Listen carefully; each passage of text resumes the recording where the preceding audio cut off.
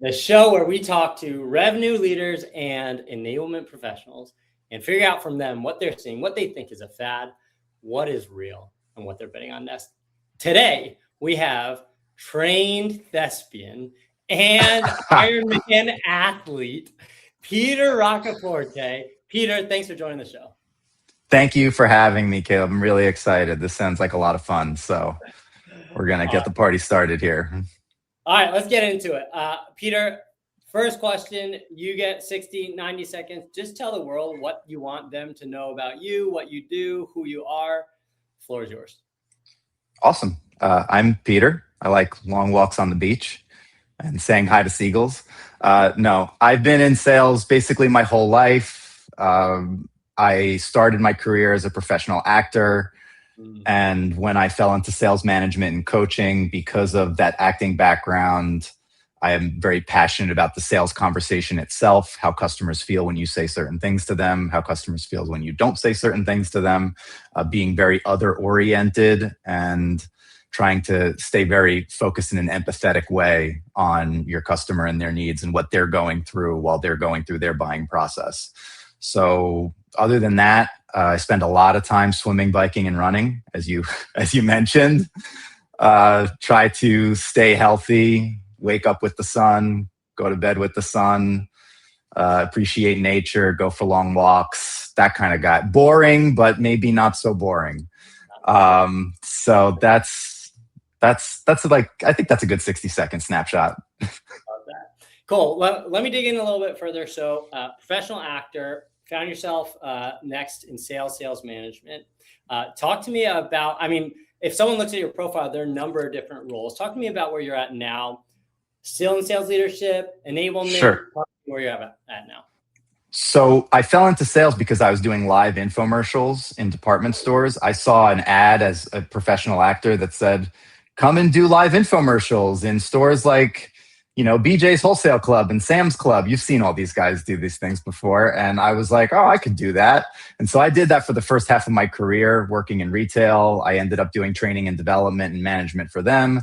And then I realized Jeff Bezos was going to take over the world. So I rebooted my life and got out of retail and moved into software, started from the ground level again, and have slowly been building in that as well.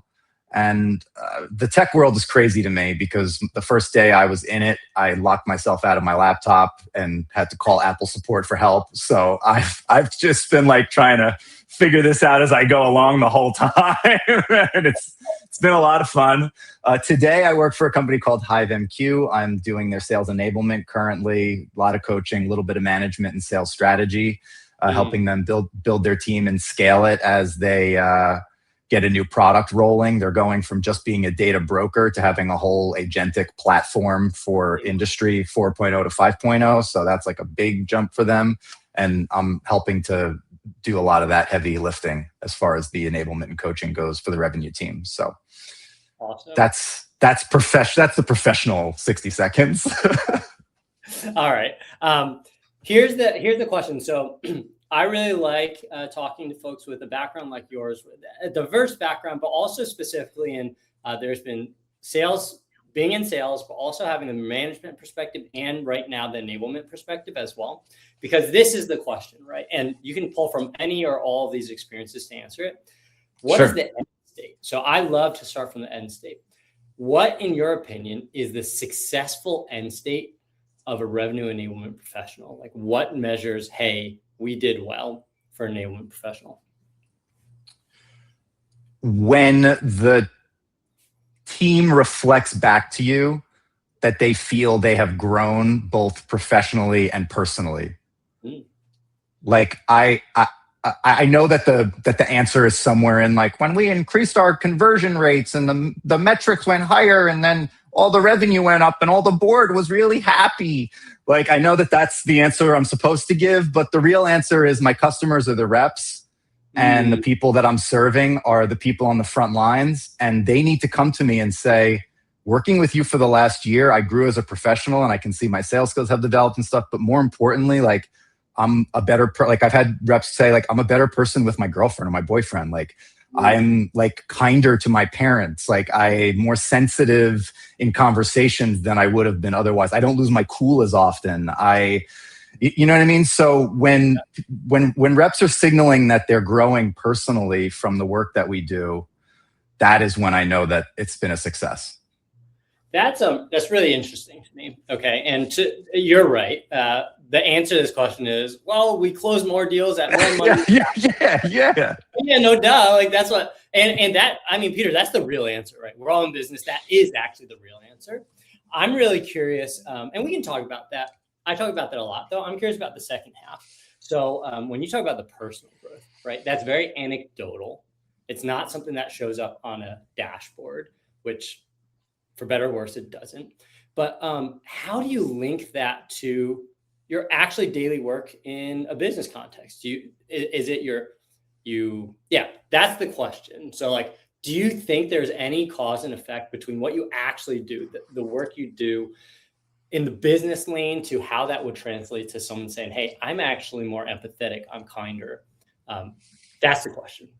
Yeah, I think it's what I'm describing is difficult to scale. Let's start there.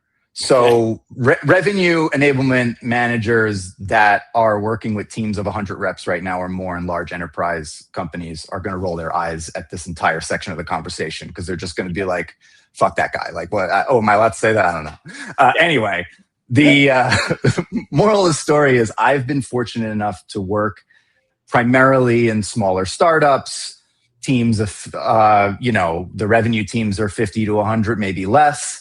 And so you intimately get to know all of the reps that you're working with. Like you can have over the course of a quarter one-on-ones with each of them. And in some instances with some of the smaller teams, I was working with reps twice a week. You know, I was your coach and I was also your manager. We're in pipeline review. And then all of a sudden you're like, this is what's happening in this deal and this is why it's stalled and he won't get back to me. And this is the last conversation we had. And I'm like, great, role play. Now we're in the conversation. And they're like, wait, what? And they're like going straight from like pipeline review into role plays because I'm just dual role. So that afforded me honestly, the honor, the privilege to be able to say that I was able to impact people personally as well as professionally, and have the receipts to pull from it. Because when you give when you send out the Google form that says, this is feedback for your manager, feedback for, your experience this quarter with your leadership and your coaching, what do you have to say for it? And the feedback that comes back is real. And it's like, this guy's like making me a better person. Like this is Coach Eric's stuff from Friday Night Lights. You know what I mean? Like clear eyes, full hearts can't lose. Like, all right, fair enough.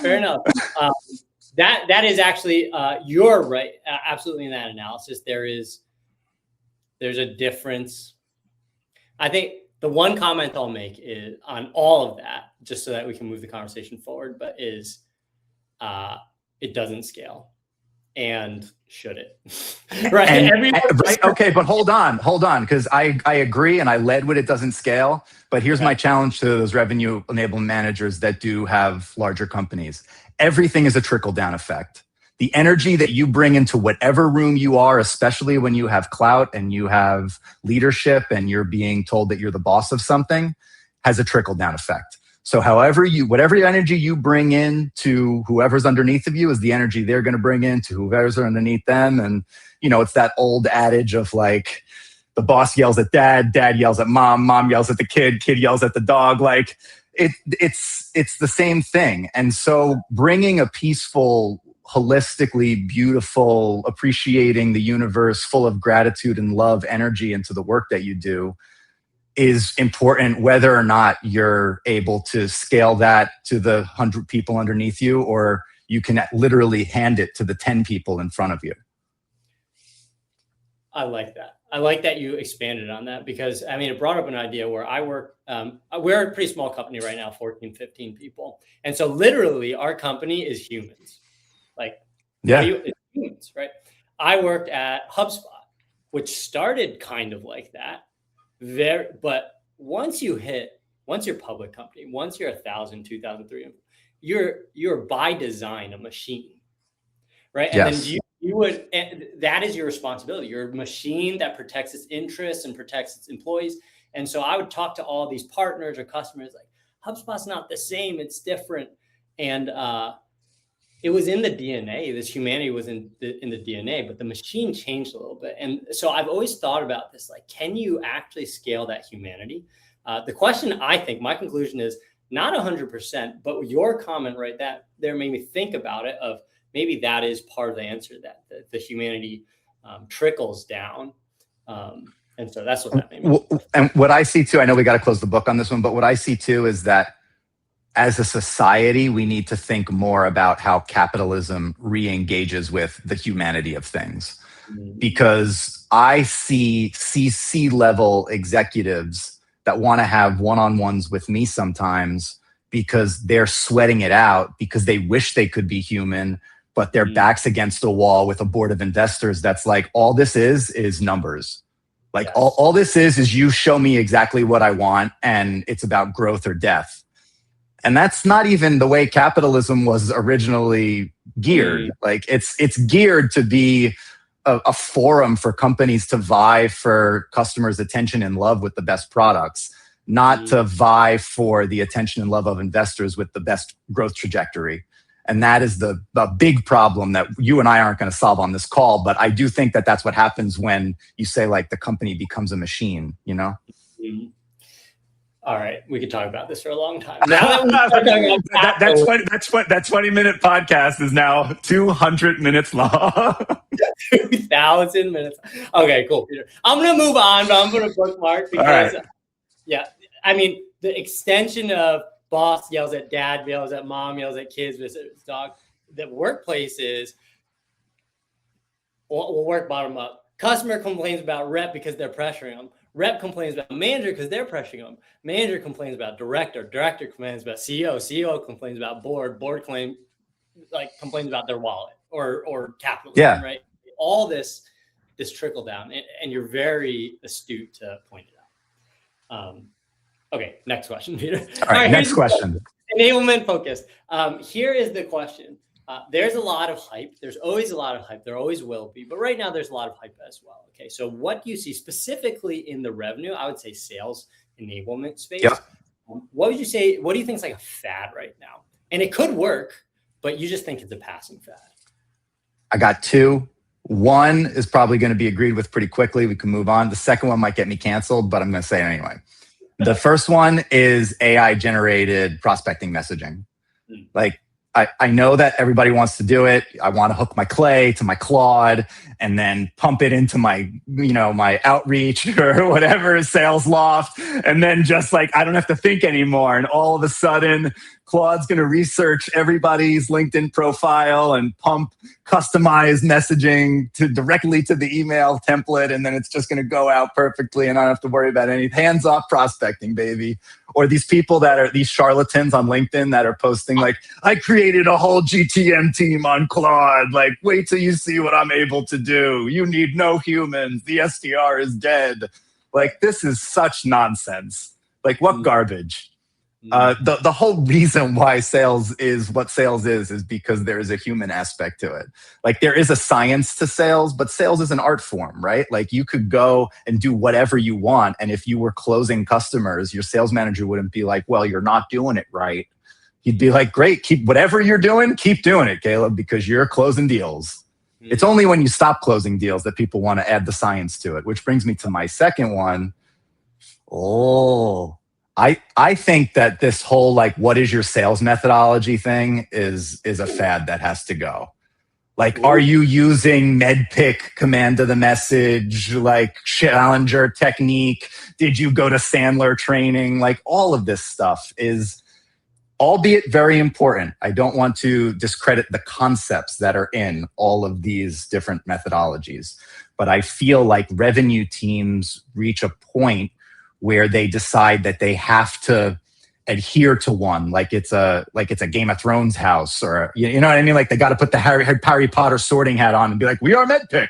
Like, it's not that complicated, guys. Like, you've got to provide value to your customer and be other oriented. And you have to make sure that your go-to-market strategy is narrow enough that you're hitting the right person with the right messaging at the right time for what your product does. so that, because if you start going too wide, then that's when things get haywire and you have to like qualify more, like over qualify to make sure that the opportunity is where it needs to be. So like you can keep this pretty simple and people try to complicate it. And what I notice that happens to reps is they get in positions where they're like, oh, I don't know what the economic, but I don't know what the MEDDPICC thing is. Like, I don't have decision criteria yet. How am I supposed to close it without decision criteria? And like, you're like, bro, like, it's not like the guy said he's going to sign. Like, we'll figure it out. Like, we'll get there. Like, it's okay. Interesting. Okay. So I'll pause on that. Let's get you canceled. I don't think you'll be canceled. Yes. Yeah. You canceled. Cancel me. I should be canceled. DPTQ, all this stuff. Exactly.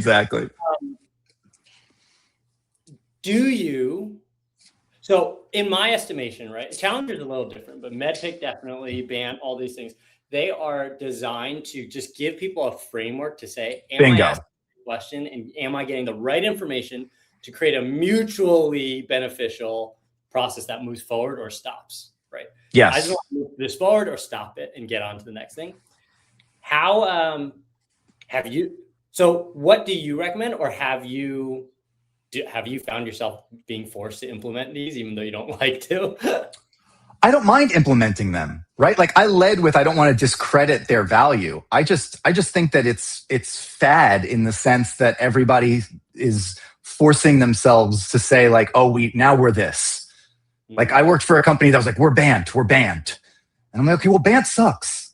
Like, I'm sorry, but BANT is like what we did in 1990. Like it is literally 2020. Like we have to do something beyond BANT. Okay, well then I guess we're MEDDPICC. It's like, we don't have to be MEDDPICC either. Like, I don't think that we're mature enough to be MEDDPICC. You just told me you're on BANT. Like, you know what I mean? Like, we need to figure out what are the top things that we want our reps capturing, and then we need to tell them to capture it. And why can't it be customized or unique to us and our business? Like, why do we have to force it into this thing? Because, you know, these other companies were really successful with it 10 years ago. And that's where I get caught up. So it's not like, do you get mad about implementing it? Like, no, it's like acting, you know, give me the script. You want me to perform this? Okay, I'll perform this. You want me to teach this? Okay, I'll teach this. I know how to teach it. I know what it means. Like, let's go teach it. But I get frustrated with this obsession over what sales methodology are you using, when really the sales methodology, universally speaking, is all kind of the same. Like, provide value to your customer, make sure you have good product market fit, like have your go-to-market strategy be pretty narrow so that you know that you're going in the right place at the right time, and just like laser beam it and stay there and give a shit about your customers a lot. And I think that's actually a key piece that you touched on before, but like you said something, and I just want to confirm that I heard right, is like, well, the fact is, if you are narrow enough in your go-to-market, so you know you're at least hypothesizing, or you know that we are narrow enough in our go-to-market of who we sell to and why they benefit from us, then really that this generalized criteria of MEDDPICC is not necessarily applicable or even needed, because that's meant to help you disqualify and not waste time on things that are outside of your fit. And there are concepts in there. Well, yes, and there are concepts in there that are super important. Like, you need all four buyer types. You need to figure out who your EB is. You need to figure out who your economic buyer is. You should know the decision process. You should know how paper moves. You should know the procurement process. You should, like, all those concepts are really helpful, especially for someone just getting into enterprise tech sales, just getting into B2B, and having no conceptual understanding of like what to do first. Right? So like, I'm not trying to take away from that at all. I'm just saying we don't have to, carry banners around about it in every single company and be like, it's this or bust. I think for the larger companies, probably yes, because how else do you get 200 people to do sort of the same thing? That's right. But for the smaller companies, it's almost more beneficial for you to say, what are we going to uniquely do based on our unique business problems at this time? And then as we scale and we figure out what that is, it's sales leaders and enablement's strategic responsibility to figure out how, like, what's the frame going to be that we make it like franchisable, that we make it like, okay, now we're going McDonald's. Like, how do I get 7 stores that all do the same stuff? The burger's got to taste the same everywhere. Like, but that's not a problem for a company that's 100 or less. I would even argue it's not a problem for a company that's 200 or less. Like, you got to get higher up the food chain before that's even an issue. And yet people make it an issue, which then complicates it because they're confusing reps that could otherwise just be focused solely on the one thing that company does and the one process that company needs to follow in order to do that thing well. Interesting. Okay. Moving on. Time check real quick, Peter. We're at 20 minutes already. Do you have a hard stop? If so, I don't. It's okay. We parked the car too many times, but let's keep driving. We're going. Okay, here we go. Next question. All right. We talked about the fads. What do you think? What's real, man? What has worked in the past will continue to work, is working right now for you in terms of enablement? This is also going to be an unpopular answer for most people, but role play. I think that role play done well, and I say that I put a lot of emphasis on done well, is one of the most powerful tools that you can give a rep. You know, Meryl Streep and Tom Hanks, they're some of the most talented actors in the world, and they still go to rehearsal. Yeah. Tom Brady was, number 1 quarterback in the world. He still went to practice. Why is it that we put the fate of sometimes 7-figure, 6-figure, in some instances, multi-million-dollar deals in the hands of these reps and are just like, hey, just wing it, man. Like, you'll figure it out. we'll do a lot of preparation beforehand, but don't worry about the actual conversation you're going to have. That'll come. Like, just wing it. You'll be all right. Like, do it in the room. And the thing is, there's so much built into that sales conversation psychologically.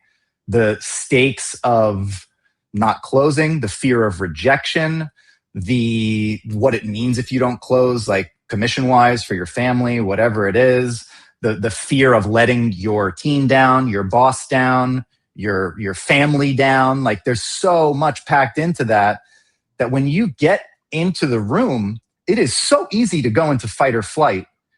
You better have practiced that. You know what I mean? The only reason why an actor can go on a stage and perform the way they perform is because they rehearsed it 100 times beforehand.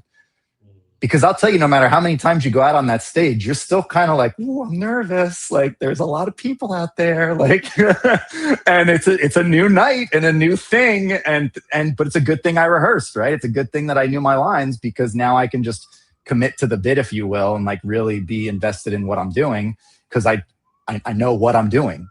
And so I use role play to force reps into fight or flight scenarios outside of the customer conversation. And they don't like it. They'll be like, oh, can we stop? And I'm like, I don't know what you mean by that. I'm still playing the customer. I'm like, I don't know what you mean by that. Can we stop? What are we stopping? I thought you were showing me your product. And they're like, like they just, that's the first time. 2 or 3 months with me, and then they're like, okay, I get it. Like, role plays can come basically whenever. And this guy just hops into different characters, and 1 minute he's playing Susie, the CFO, and the next minute he's playing, Jimmy, the OT director that's only cares about what, is happening on the plant floor. And then the next minute he's playing the IT director. Like, so it's like. What about, all the rage right now, AI role play? Quick thoughts on that? So I know we can't park the car too long, but I am low-key working on an AI role play plugin in Claude right now that would be customizable for companies.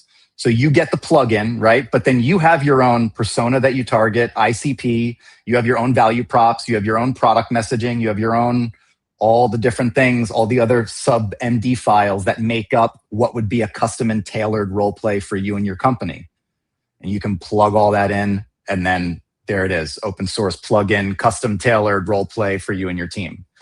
The problem with AI role play, in my humble opinion right now, is that it's A, too generic, and B, not trained to be a human. It's still a sycophant in a lot of ways. And even on the big companies where you expect a lot of progress in this camp where they have depth of conversational intelligence to pull from in order to generate these role plays. You can just tell that whatever's on the back end is lazy. Like the prompting is lazy, this is lazy. And when you go and interact with it, they're like, this is a brand new product. Do you want to try this out? And I'm like, yeah, I'm so excited. And I go and I talk to this AI thing. And I'm like, so what's keeping you up at night? And she's like, let me tell you the 18 things that are keeping me up at night. And I'm like, this teaches a rep absolutely nothing. The whole point is that a rep doesn't ask the question, what is keeping you up at night? You know what I mean? So these things can get gamed. These things can just tell you whatever you want to hear. And they don't act like humans. They don't think and act like humans. So the brain that I've been working on weighs trust with engagement and offering of information, and has like all these different focal points where the first 4 answers that you get from this thing is like, sure, go ahead. That's it. Yeah, what do you got? And then only opens up as you show that you did research on them, that you have value to provide, that you understand them and their problems, that you're listening to them, that you make them feel important. As you start to do some of these very common things, you know, she starts to open up and is like, oh, well, here's what's happening with my team and this, that, the other. Because guess what? That's how humans are. Yeah, I was just going to say, please, as you build this thing, make sure to only give 1-word answers. Make sure the camera is always off. Make sure that they've had some internal political struggle right before with your champion. Yes. Make sure to build those things in. And then make sure to have them interrupt you and say, get to the point. Yes. Yeah, exactly. Exactly. So funny. Okay, cool. Moving on. The last part of the trifecta. We talked about what's fad, what's real. Tell me about what you're betting on next. It might actually be just what you talked about, but where do you think things are going? And what would you bet on? Here's my bet, and I hope I'm right. I don't know if I'm right, but I really hope I'm right. But AI native go-to-market operations platforms. So there's a company called Oracell who's doing this right now. There's another company, Actively AI, who does it in the background of the systems that you're already running. There are a few other companies that are looking to do this, but the idea that something that is built AI native is going to, I don't want to say replace Salesforce and all your things, because that would make people cry. I don't want to do that right away, but replace Salesforce and all your things. Like basically be a hub for your reps to go and see the progress of their opportunities, see and also have record of how they're performing in their sales conversations, like all the sales conversation recordings, drawing all that information into a central hub that is then making decisions on that lightweight that are both AI driven and human driven, so that all your notes are uploaded. And then all a human has to do is maybe say, yeah, I have the exit criteria to move to the next stage. Boop, I'll move to the next stage. Because it just destroys so many problems that run rampant in revenue teams right now. Like the Salesforce hygiene problem. I can't get reps to fill out any of their notes. Yeah, nor can anyone else. Great job. Like the I didn't take notes in that sales conversation problem. The we don't know what was said on that one call problem. The we don't know if the reps are doing this. We can't see what the reps are saying. All these like little problems that pop up in sales coaching and training and management start to not get completely solved. I'm not saying that AI is the robot god that's going to save the world.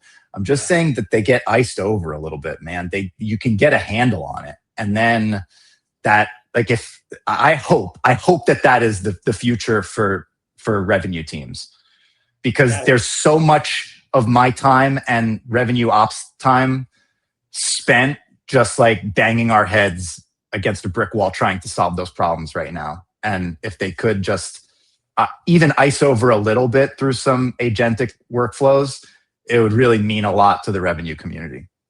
That is so interesting. That there's a little overlap to the problem that we saw at Super, and our eyes are wide open, right? Because I can't get my reps to update the next steps. I can't get my reps to fill in the CRM. I can't get my reps to follow the process. That's literally what our software is built on. And I told our CEO, like, I never want to just be a product that like updates fields for people. Because that needs to be solved, and it will be solved, right? But it's really interesting to hear you say that. Okay, next question would be inspiration. Okay, so Yes. I want to understand, as a revenue professional, sales enablement, sales leader, what are two places, a community and a person, two people, whatever it is, two people or places that you go to on LinkedIn, communities that you get inspiration for your work or learnings from your work? Where do you stop scrolling? The Buddha.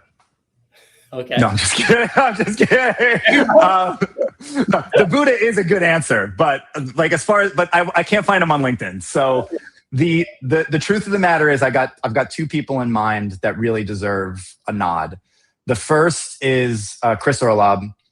He was over at Gong. He's doing Caliber right now, which was previously P Club, and he's got the right idea in sales training right now, where it's a skill. His messaging is like, it's a skill issue. Like, we're going to take the blocking and tackling of sales, like all these different skills like discovery, multi-threading, negotiation, etc., and we're going to give diagnostics on them to the point where now we have this reporting that you could bring to a CRO, or you could bring to the board even, and say, yeah, here are our bookings and our pipeline, but look, little Jimmy improved discovery by 47 points this quarter. Like, I think that is a really powerful reframe on how to level up revenue teams. And I really enjoy Chris's work and how kind and gracious he is on LinkedIn when he's posting content, doing webinars and stuff. He's really creating community around the work that he's doing at Caliber. So that's number one. Number two is Anthony Iannarino. I've been following Anthony Iannarino for over a decade, and he is an absolute OG.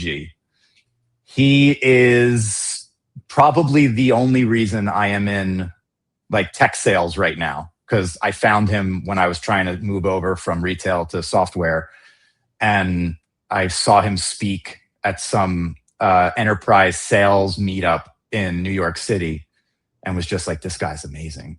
And then I went and I bought all of his books. And, when people ask me, hey, what is a sales book I should read? It's always The Lost Art of Closing, which that book prints money, like plain and simple. Like, for every word in that book, you'll make $100 if you read it. Like, I feel that strongly about it. He just has a very brilliant mind when it comes to breaking down this sales process into pieces that are digestible. And he acknowledges that the sales process is convoluted. It is confusing. It is nonlinear.